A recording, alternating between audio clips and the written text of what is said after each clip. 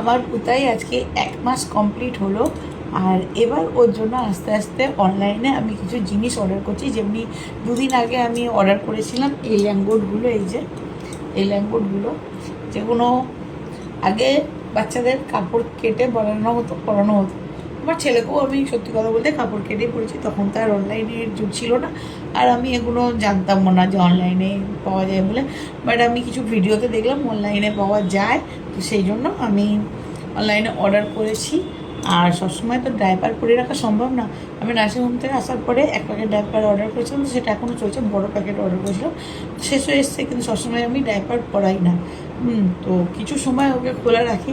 তো সেই খোলাটা না রেখে যদি ল্যাঙ্গট পরানো যায়, আমার বড় যা দিয়ে গেছে ল্যাঙ্গট 6টা, কিন্তু ওগুলো অনেক বড়, ওগুলো 4-5 মাস কি খুব জোরে 6 মাস না হলেও পড়তে পারবে না, যেহেতু ও একটু রোগা, তাই ছোটো ওর জন্য দরকার। তো আমি ওই জন্য ছোটো জিনিস অর্ডার করেছিলাম।